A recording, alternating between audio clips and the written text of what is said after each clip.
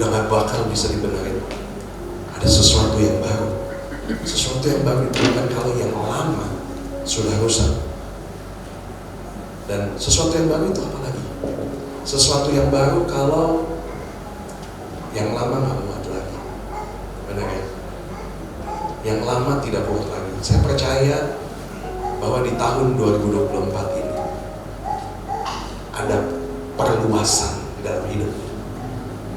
Ada kapasitas yang diperbesar di dalam hidup. Saya perkatakan dengan iman.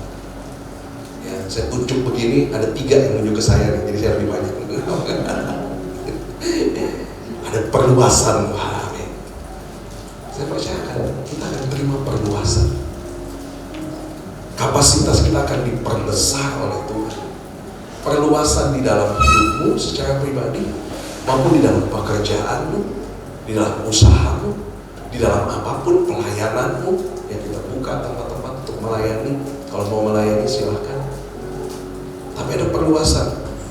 Yang baru itu diperlukan kalau tadi yang lama rusak, lalu kemudian yang lama udah gak muat lagi. Yang ketiga adalah kalau yang lama itu sudah out of date atau sudah usang. Betul?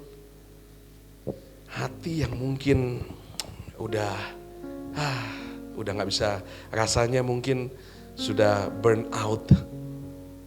Di tahun ini Tuhan mau segarkan lagi.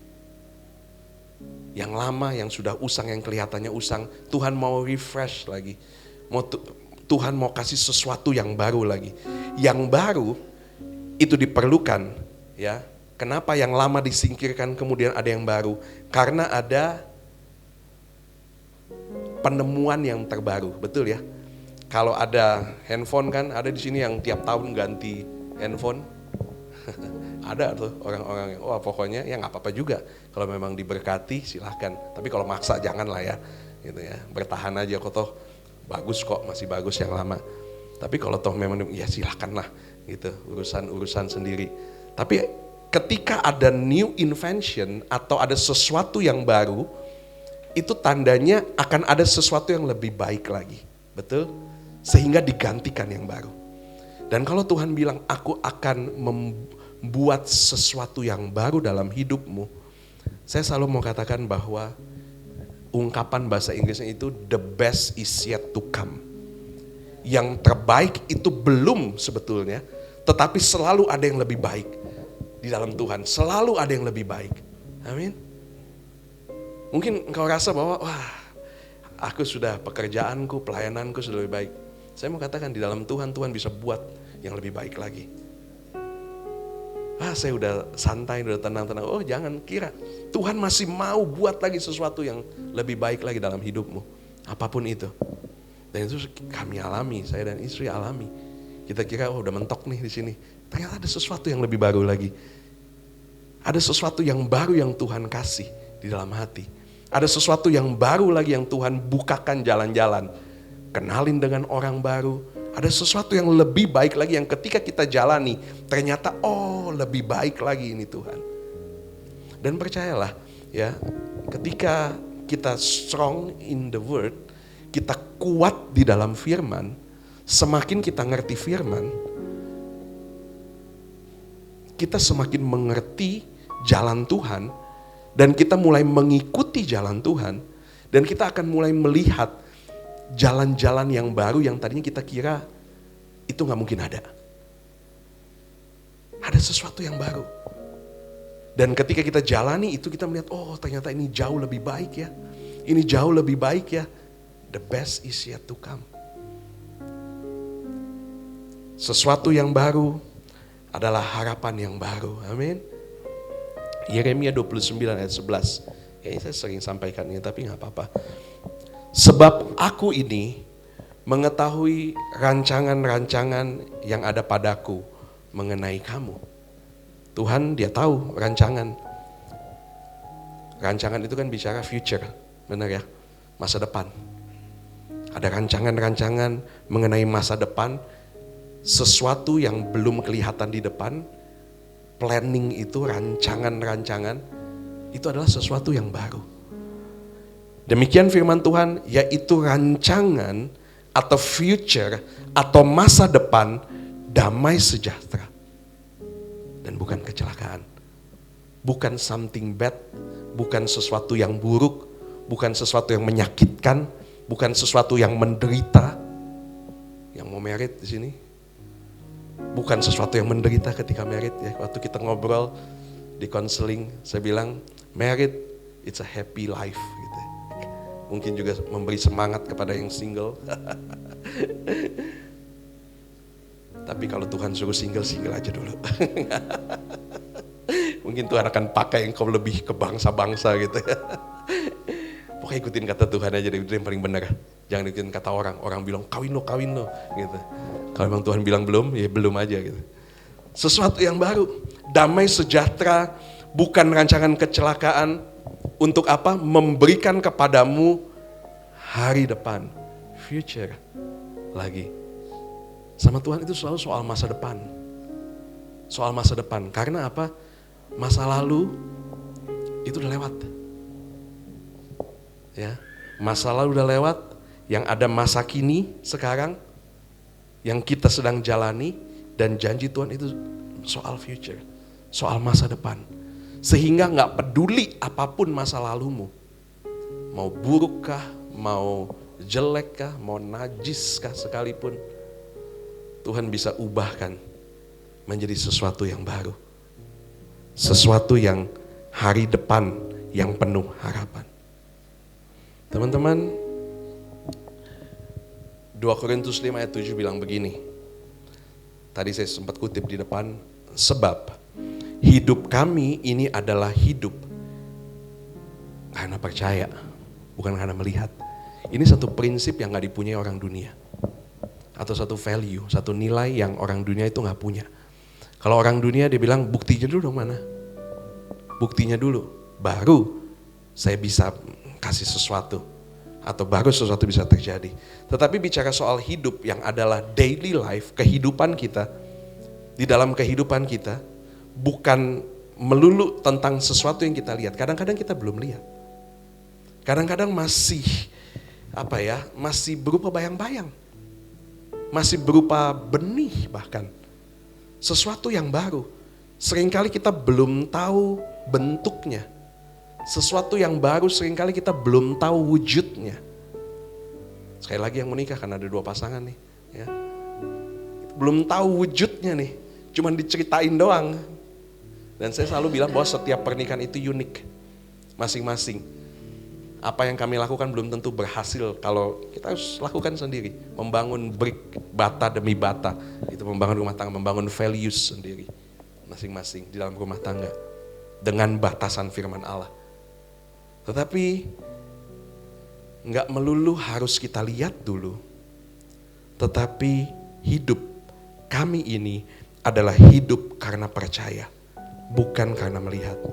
Sesuatu yang baru seringkali kita belum tahu bentuknya. Belum tahu wujudnya.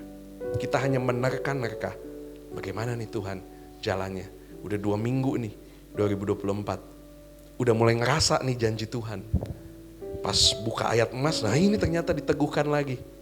Khotbah lagi diteguhkan lagi. Tapi belum tahu nih jalannya bagaimana. Ingat ayat pertama tadi. Tuhan yang akan memberikan jalan. Tuhan akan memberikan jalan. Di tengah perjalanan kita sebagai seorang musafir. Beda-beda jalannya. 1 Korintus 2 ayat 9. Ayat yang terkenal. Ada lagunya lagi. Apa yang tidak pernah dilihat oleh mata, tidak pernah didengar oleh telinga. Kita belum pernah lihat, belum pernah didengar oleh telinga. Saya kadang-kadang kalau baca ini ya, saya sambil membayangkan mata. Kita ngelihat sesuatu. Mungkin ini bisa jadi orang.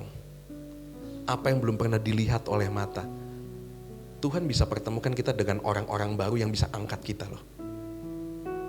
Dengan teman-teman baru, dengan komunitas baru yang kita belum pernah lihat. Lalu kemudian yang tidak pernah didengar oleh telinga. Kesaksian-kesaksian atau kisah-kisah yang mungkin kita belum pernah dengar. Yang tidak pernah timbul di dalam hati manusia bahkan. Semua itu disediakan Allah. Kalau apa? Kita mengasihi Tuhan. Mengasihi Tuhan adalah apa? Cinta firman Tuhan.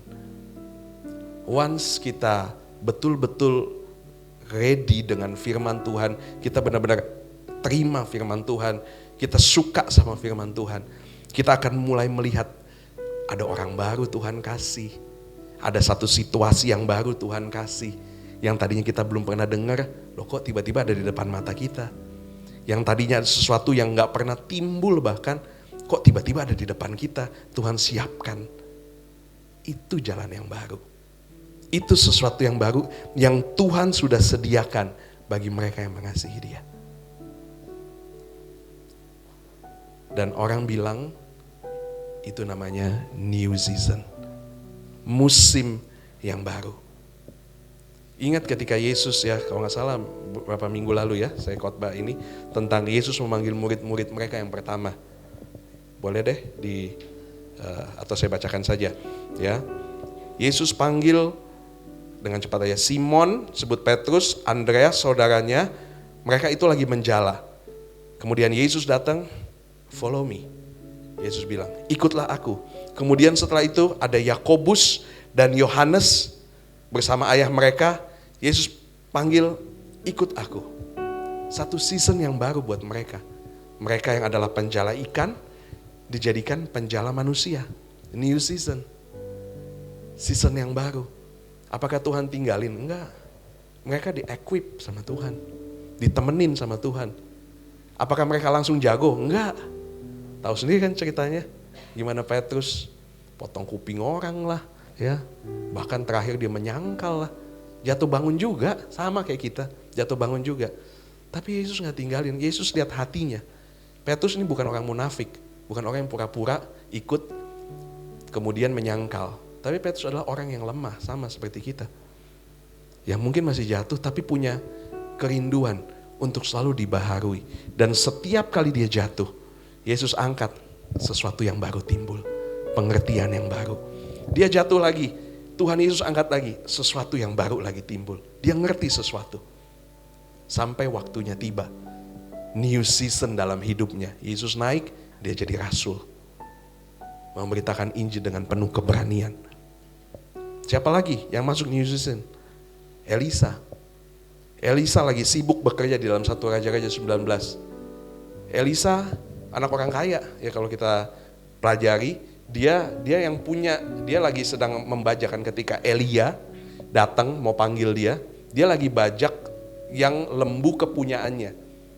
Dia punya kebo tuh. Dia punya kerbau dan itu mahal tuh, ya. Kalau kita mau korban tuh mahal. Dan dia itu punya semua.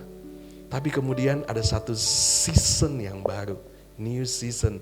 Elia datang, bilang, Elisa, yuk masuk ke satu musim yang baru. Dan Elisa kalau baca, dia tinggalin semua, dia masuk ke satu season yang baru. Saya lagi gak nyuruh teman-teman full time ya, melayani Tuhan. Tapi maksud daripada kisah-kisah ini adalah ready untuk sesuatu yang baru dalam hidupmu. Expect something new di dalam hidupmu. Bagian Tuhan memberikan sesuatu yang baru, karena itu future. Kita nggak bisa kuasai masa depan. Kita bisa merencanakan, tapi keputusan Tuhan yang terlaksana, itu kata firman Tuhan kan. Kita bisa planning dengan baik, tapi sejauh itu yang kita mampu. Bagian Tuhan itu memberikan sesuatu yang baru, karena itu hal supranatural. Sesuatu yang baru di tahun 2024 ini. Hati yang baru, mungkin pikiran yang baru, karakter yang baru, visi yang baru. Tapi juga Tuhan, saya selalu bilang bahwa Tuhan itu paling senang bekerja bersama dengan manusia. Sudah tahu yang terbatas ya, anak kecil 5 roti 2 ikan. Kalau Tuhan mau datengin roti bisa aja lah. Tuhan pernah datengin mana kok untuk 2 juta orang. Masa ini cuma 5.000 orang ya, Tuhan gak bisa adakan. Tapi Yesus coba cari deh. Mungkin ada yang mau kerja bareng. Ada anak kecil bawa 5 roti 2 ikan dengan terbatas. Dengan hal yang kecil itu Tuhan adakan mujizat yang besar. Lalu kemudian janda di Sarfat, selalu juga saya ulang-ulang, hanya punya tepung sedikit, minyak sebuli, Tuhan bisa pakai untuk memberi makan dan dengan keluarganya, anaknya diselamatkan. Hanya hal-hal yang kecil. Allah kita adalah Allah yang mengganti dengan yang baru, ya dia bisa membuat sesuatu. Dan ketika Tuhan menyiapkan, memberikan sesuatu yang baru, maka bagian kita adalah menyiapkan wadahnya. Kita kerjasama dong sama Tuhan. Jangan semuanya Tuhan, saya serahkan hidupku. Terus udah kita diem-diem aja. Nanti Tuhanlah kasih sesuatu yang baru. Ya. Saya senang waktu itu saya sempat ngobrol sama Arif nih. Jadi Arif lagi deh nih. Waktu tahun baru tuh Arif ya, kita ngobrol. Gimana Arif? Udah ngerti sesuatu. Aku tahu sih Tuhan mau ngomong sesuatu, tapi aku belum tahu nih. Gitu ya. Tapi tugas kita memang kita belum tahu nih apa. Tapi yang kita yakini ada sesuatu yang Tuhan mau buat. Bagian kita itu menyiapkan wadahnya, teman-teman. Kita kerjasama sama Tuhan.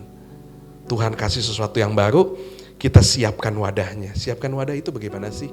Terakhir nih, Matius 9 ayat 17 bilang begini. Begitu pula anggur yang baru tidak diisikan ke dalam kantong kulit yang tua.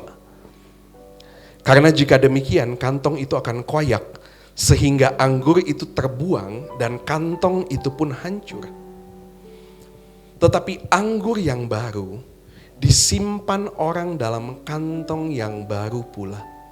Tuhan mau kasih sesuatu yang baru, tapi tidak akan bisa terjadi kalau kita masih menyimpan kehidupan kita wadah yang lama. Kalau kita masih dengan pikiran kita yang sekeras intan permata gitu ya. Atau apalah ya, kita dingin yang pokoknya kita nggak memperbaiki hidup kita wadah ini. Kita nggak mau lepas dari dosa ya, kita masih sayang, punya dosa-dosa kesayangan yang kita nggak mau berjuang untuk lepasin. Seringkali sesuatu yang baru ini Tuhan keep dulu, Tuhan simpen dulu. Tar dulu deh, lu aja belum siap gitu. Nanti aja deh, kamu aja belum ready. Tapi di saat kita ready, dikatakan tetapi anggur yang baru disimpan orang dalam kantong yang baru pula. Dan dengan demikian terpelihara kedua-duanya. Terpelihara kedua-duanya maksudnya hidup kita akan progres maju. Rencana Tuhan akan tergenapi dalam hidup kita. Menyiapkan kantong yang baru. Bagian kita siapkan hati kita untuk mau diajar dan mau dididik. Teman-teman, saya tahu ada orang-orang yang dulu saya orangnya sangat kritis, sangat keras, ya apa-apa protes, apa-apa ya sudah saya sering kali ya kesaksian. Tapi kemudian ketika saya mau nyiapkan Tuhan, saya tahu Tuhan mau pakai saya, Tuhan mau pakai hidup saya untuk banyak orang, untuk siapapun yang Tuhan mau kasih. Tapi saya juga mau kerjasama untuk saya juga mau belajar untuk mau diajar, mau dididik, teachable. Jadi orang yang sweet hatinya gitu loh. Gampang dididik, gampang diomongin, gak gampang marah. Ya baru diomongin sedikit, wah gak bisa dong, ini kan prinsip saya. Wah ya udahlah. Menyiapkan kantong yang baru, wadah ini melembutkan hati. Tadi sweet spirit itu, punya hati yang lembut. Hati yang lembut itu bukan berarti kita gak bisa tegas, bisa banget. Musa itu dibilang orang yang paling lembut hati. Tapi di satu sisi dia juga orang yang paling tegas. Dia pimpin 2 juta bangsa Israel yang keras kepala dan berhasil lagi. Menyiapkan kantong yang baru, antusias tadi. Ya, kita antusias untuk sesuatu yang baru. Apa nih Tuhan? Apa nih Tuhan? Orang kalau antusias itu beda dari sinar matanya. Kelihatan. Saya kalau ngomong sama orang, kalau saya lihat sinar mata itu hidup dan mengekspek sesuatu, saya tuh bisa keluar mengalir, wah begini loh gini. Tapi kalau saya lihat matanya udah males gitu, udahlah daripada gua ngomong capek udah sampai ludah kemana-mana gitu ya. Tapi kalau antusias kan kita juga seneng, benar nggak? Kalau antusias kita juga, apa yang saya ada, kasih. Menyiapkan kantong yang baru, itu nggak masa bodoh. Nggak ignore. Bodoh.